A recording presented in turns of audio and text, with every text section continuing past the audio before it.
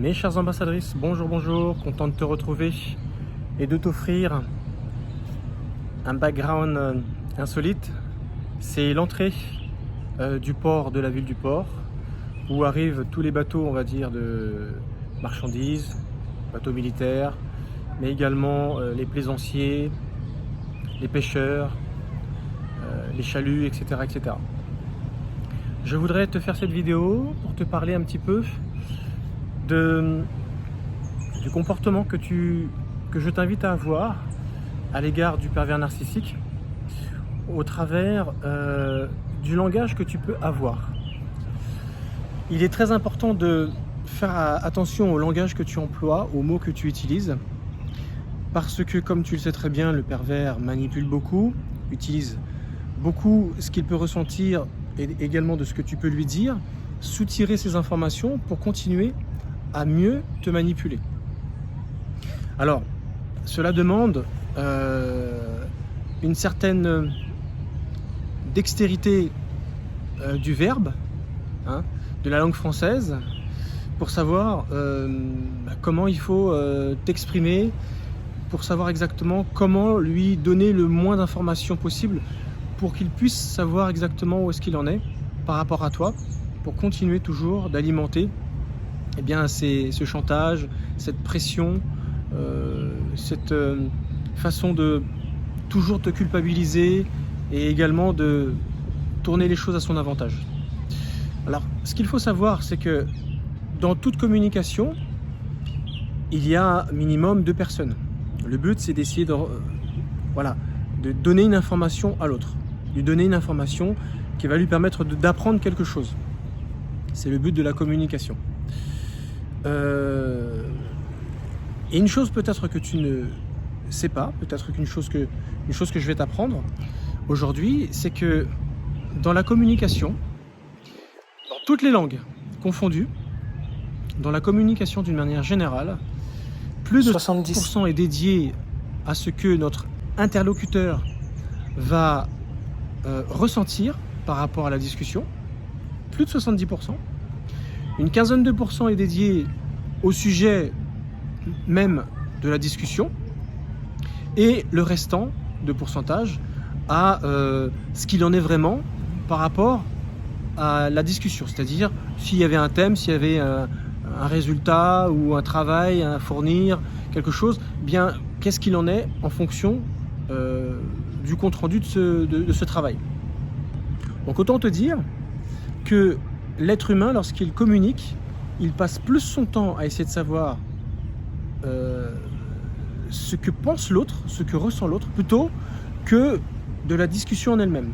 Et pour te donner une image, pour que tu puisses comprendre tout à fait ce que je suis en train de te dire, lorsque tu rentres dans un nouveau cercle d'amis, as-tu remarqué que quand on ne connaît pas une personne, on a tendance à la regarder de haut en bas, des pieds à la tête, parce que on a besoin de s'en faire une idée.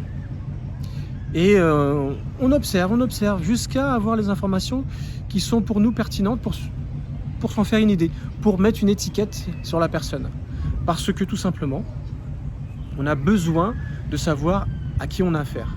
Donc on va la regarder, on va regarder son langage corporel, on va regarder son langage émotionnel. Et nous, on va essayer de décrypter ce qui se cache derrière les mots qu'il ou elle va utiliser pour exactement savoir à qui on a affaire. Un rival, quelqu'un avec qui je devrais être subordonné ou que je pourrais me permettre d'être subordonné, quelqu'un qui sera mon égal, donc peut-être quelqu'un qui sera en concurrence avec moi. Voilà, on a toujours constamment besoin. Et si tu as remarqué, les âges, c'est quelque chose qui est également déterminant, surtout quand on est enfant et adolescent. On a toujours besoin de savoir l'âge de l'autre, parce que c'est en fonction de l'âge par rapport à l'éducation qu'on reçoit. Dans notre fratrie, les aînés ont un ascendant sur nous, où quelque part ils sont le deuxième ou la deuxième maman. Et donc du coup, quand on connaît l'âge de l'autre et on sait qu'il a 2-3 ans de moins que nous, tout de suite, donc ce sont des informations qui sont très parlantes, parce que du coup, dans la relation avec l'autre, dans la communication, on aura tendance à avoir une attitude d'ascendant sur l'autre. Tu vois ce que je veux dire? Donc c'est très important en fait. toutes les informations qu'on va pouvoir soutirer lorsqu'on observe quelqu'un, on essaie de la jauger, à qui j'ai affaire, c'est qui, un tel. Et je pense que tu as peut-être dû déjà faire cette expérience. Lorsque tu vas chercher un travail, lorsque tu postules à un travail, tu fais un CV, tu fais une lettre de motivation, tu te présentes, tu as un rendez-vous. T'inquiète pas, la personne, si elle te fait venir, c'est qu'elle veut savoir qui tu es. Mais pas tellement qui tu es, c'est-à-dire tes compétences. Parce que le CV et la lettre de motivation sont là justement pour connaître quelle est ta motivation pour pouvoir travailler, mais également connaître ton expérience, ton data, tes qualifications, là où il pourra t'utiliser, etc., etc. Tout ça, il le sait déjà. Mais il veut savoir à qui il a affaire.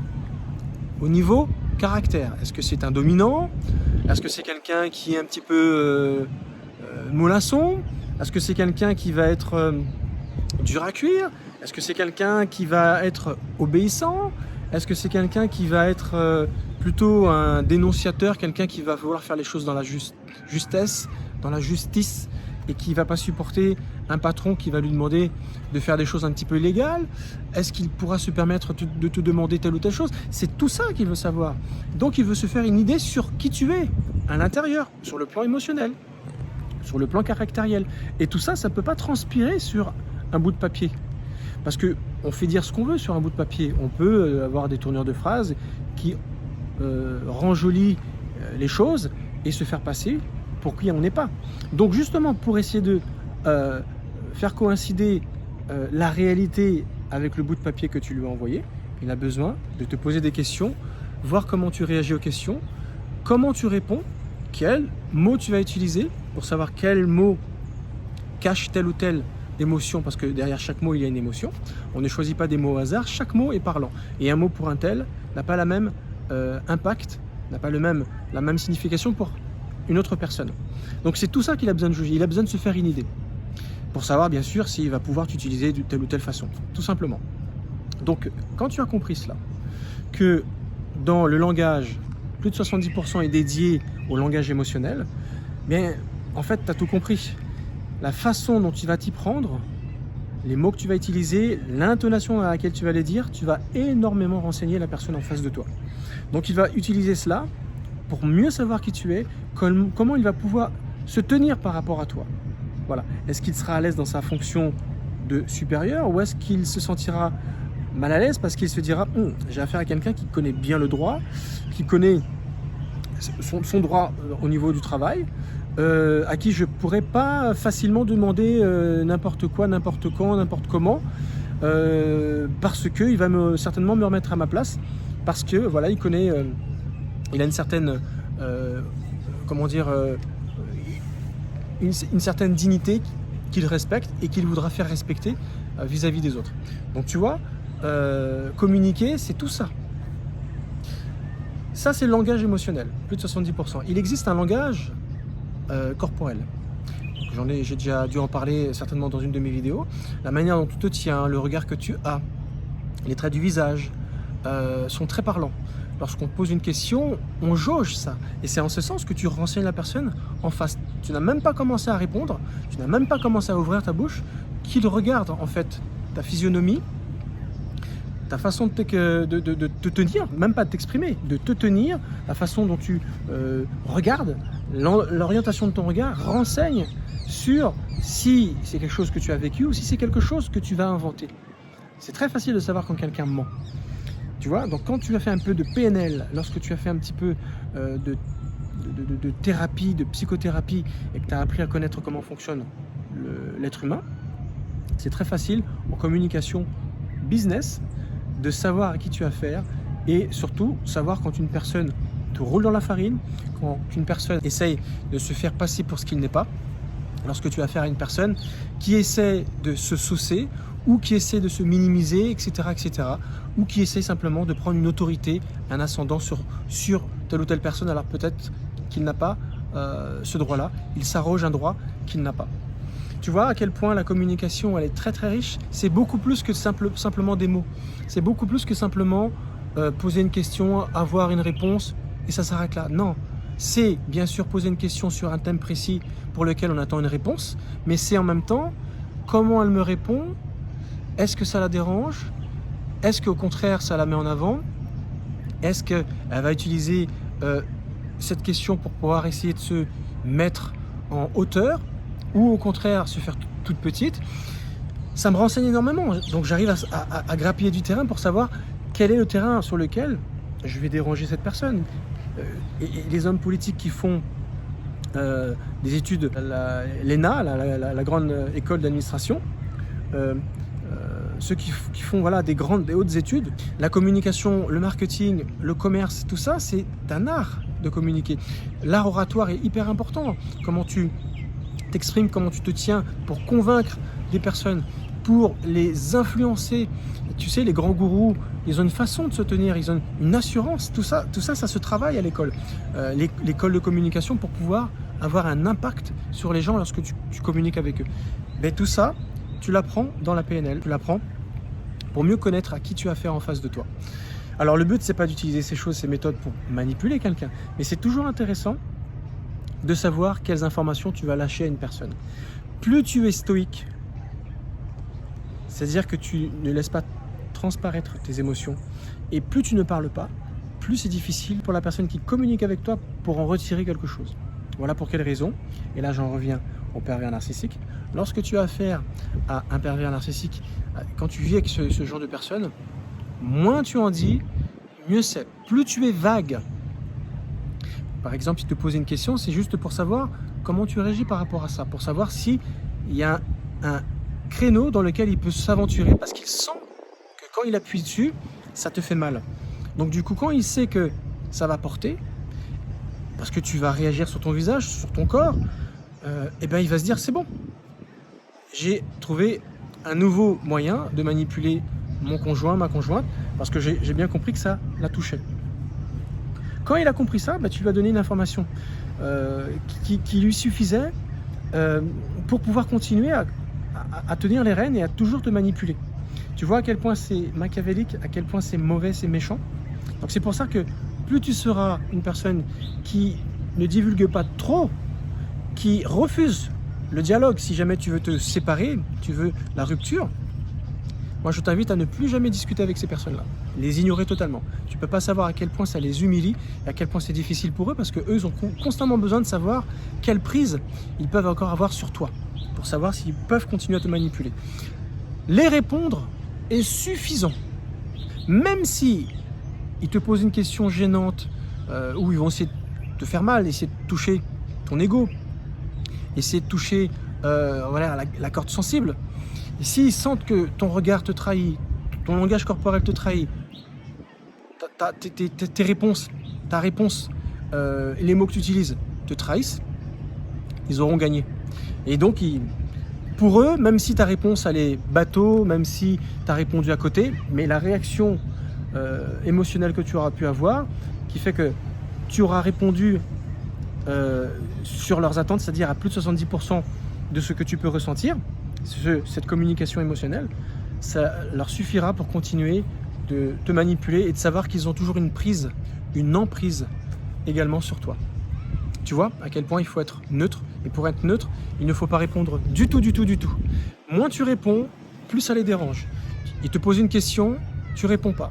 Ou sinon, si tu veux tempérer sa manipulation et que tu as décidé de continuer à vivre avec, c'est de répondre par des généralités. Pourquoi tu penses ça? Pourquoi tu avais fait ça? Toi, il t'accuse. Tu peux répondre tout simplement, c'est une façon de voir les choses. Ce qui fait que c'est complètement neutre. Il risque d'aller à la charge. Ouais, qu'est-ce que ça veut dire? Il essaye d'être agressif pour te faire sortir de tes gonds. Tu n'es pas obligé de répondre, ou tu peux répondre. C'est ton point de vue. Il n'aime pas les généralités. Il aime bien que les réponses que tu lui donnes soient positionnées, ce qui lui permet de savoir exactement où est-ce qu'il en est. Tu vois à quel point c'est pervers. Il a un don de la communication qui est très développé, un sens aigu pour savoir quelles questions poser, où est-ce qu'il en est vis-à-vis de l'autre, pour savoir comment il peut continuer son jeu de manipulation. Donc cette vidéo, elle est là juste pour t'ouvrir les yeux et te dire fais attention à la manière dont tu communiques avec les gens. Que ce soit avec des pervers narcissiques ou pas, que ça peut être avec n'importe qui. La façon dont tu réponds c'est déjà un moyen de manipuler une personne. Déjà, la façon dont la question est posée, est suffisante pour tendre un piège à quelqu'un. Tu vois? Ça me fait penser à l'histoire d'Adam et Ève. Alors, une histoire biblique que j'aime beaucoup. La manière dont il est dit dans la Bible que le serpent, donc Satan qui a fait parler un animal, a fait parler le serpent en posant une question à Ève qui savait pertinemment qu'elle ne devait pas manger le fruit défendu. Mais il a posé une question piège. Est-il vrai que Dieu a dit qu'il ne fallait pas manger tout fruit qui est dans le jardin d'Éden? Donc il a dit une aberration, quelque chose qui est complètement faux. Est-il vrai? Donc c'est une fausse question. C'était juste pour que ça touche Ève, et elle a dit mais non, donc ça l'a fait réagir. Mais non, pas du tout. Et donc du coup il avait gagné. Elle a réagi. Donc ça veut dire que ma façon de poser la question dérange, la fait réagir, et sa réponse, c'est là que moi, je vais pouvoir la piéger. C'est simplement, j'ai besoin de savoir si elle répond à ce piège. Elle y répond, parce que du coup elle réagit. Elle répond, elle dit mais non, on a le droit de manger. Non, mais il n'y a qu'un seul arbre qu'on n'a pas le droit de toucher, c'est celui-là. Et c'est exactement ça qu'il attendait. Qu'elle lui parle de cet arbre-là. Et lui dit mais c'est pas vrai, tu vas pas mourir du tout. Non, mais et là il a commencé à complètement calomnier Dieu en disant il sait pertinemment que quand tu en mangeras, tes yeux ne manqueront pas de s'ouvrir et tu deviendras comme lui, Dieu. Et c'est là qu'il a diffusé tout son venin, tout ce tissu de mensonges. Et c'est dans ça qu'Ève est tombée, que ses yeux se sont écarquillés et qu'elle a eu le désir de le manger. Mais la première question, c'était juste un appât pour savoir est-ce qu'elle va mordre. Tu vois, et bien un pervers, il fait pareil. Un pervers narcissique, c'est pareil des fois. Voilà, la communication n'a pas commencé, il veut juste savoir quel est ton état émotionnel. Est-ce qu'on peut discuter? Est-ce que je vais pouvoir soutirer des informations? Et donc du coup, voilà, il lance, des fois c'est par texto, il lance un texto pour voir si tu réponds. Tu fais le mort. Il va continuer de lancer, juste pour te faire réagir. Il essaye d'être percutant. Il peut être agressif en utilisant des gros mots, en te faisant mal, en touchant ta corde sensible, c'est-à-dire ton point faible, des choses peut-être que qui te font mal, parce que c'est des choses que tu aimerais changer chez toi parce que tu n'aimes pas ça chez toi, par exemple ton état physique, ton état mental, tes échecs, le fait que tu n'as pas réussi à faire quelque chose, ta façon d'être avec les enfants que vous avez en commun par exemple, et voilà, il te rappelle que tu n'as pas réussi à faire ça, ou que tu es une mauvaise mère, ou tu vois ce genre de choses, juste pour t'énerver. Mais si tu t'énerves, il a gagné. Parce qu'il sent que tu t'agaces. Alors ça, c'est si jamais de visu, il te voit. Mais si tu réponds à ce moment-là, lorsqu'il a parlé peut-être d'un impair que tu as eu avec un de vos enfants, et que c'est à ce moment-là que tu réponds alors que tu as fait la morte par texto jusque-là, à nouveau, il gagne. Parce qu'il dit, ah, là, tu réagis. Donc ça veut dire que là, je vais pouvoir commencer mon travail de sape. En tout cas, je sais que de l'autre côté de l'appareil, elle est agacée, énervée. Tu vois? C'est ça, l'art de la communication. C'est toujours essayer de savoir qu'est-ce que ressent, qu'est-ce que pense l'autre. Le thème de la discussion, c'est pas ça qui prime. Je pose une question, mais en fait, ce qui m'intéresse, c'est qu'est-ce qu'elle pense vraiment, qu'est-ce qu'elle ressent vraiment. Pas sur le thème de la question, parce que je te pose une question A, tu me réponds B, et puis ça s'arrête là. Non. Qu'est-ce qui se cache comme sentiment? Je te pose une question, tu réponds, comment tu me réponds? Quels mots tu utilises? Qu'est-ce que signifient ces mots pour toi? Parce que pour moi, ça veut dire autre chose, mais toi, quand tu les utilises, qu'est-ce que ça signifie chez toi? Quand tu les utilises, ça veut dire que tu as tel degré émotionnel, à telle tension émotionnelle. Quand tu utilises d'autres mots, ça veut dire que c'est autre chose. Ça va, tout va bien, tu vois? Et il a un malin plaisir, le pervers narcissique, à constamment jongler avec ça. Il est passé maître dans cet art de la communication. Donc voilà pour quelle raison je t'invite fortement à le moins possible de divulguer ce que tu peux ressentir. Sois le plus neutre possible, sois le plus synthétique possible, et laisse toujours des questions, on va dire, fermées, non ouvertes, qui ne lui laissent pas l'opportunité de reposer une question derrière. Quand il te pose une question et que tu lui réponds ni par oui ni par non, parce qu'un oui ou un non permet à la personne qui pose la question de continuer. Pourquoi c'est non? Pourquoi c'est oui? Tu vois? Mais si tu lui dis c'est comme tu veux, ça veut dire que tu t'en fiches en fait, que ça soit oui ou ça soit non. Pourquoi tu me réponds comme ça? Pourquoi t'es désagréable? Si tu réponds « je ne suis pas désagréable », ah, tu lui ouvres une porte. Parce que du coup, c'est une contradiction. Et dans la contradiction, on peut jouer ce jeu-là longtemps. Il peut continuer à t'accuser. Oui, si, t'es comme ça, de toute façon, t'as toujours été comme ça, t'es quelqu'un comme ça qui a fait ça, ça, ça. Et tu lui dis, non, j'ai jamais... Ah, je te touche. Tu vois? Mais si tu réponds pas, ça veut dire que tu as compris que c'est un piège. Donc du coup, il se dit, ah, elle est prudente, elle ne répond pas, parce que si elle commence à répondre, elle sait que ça me donne un créneau. Donc du coup, je peux pas rentrer. Mais j'ai compris que tu as compris que je te tendais un piège. Alors que quand tu réponds, c'est toi qui vois, mais ça ne lui permet pas d'alimenter. C'est agaçant ce genre de réponse. On peut voir ça comme ça. Tu vois, ce genre de réponse bateau, mais qui ne ouvre pas, on va dire, la communication sur des questions ouvertes. Et donc du coup, qui alimente le questionnement et la communication. Voilà, je t'ai donné une... Je pourrais pousser ça très longuement. Je vois que ça fait un peu plus de 20 minutes que je te parle de cela. Le but de cette vidéo, c'était de te permettre d'être vigilante lorsque tu discutes.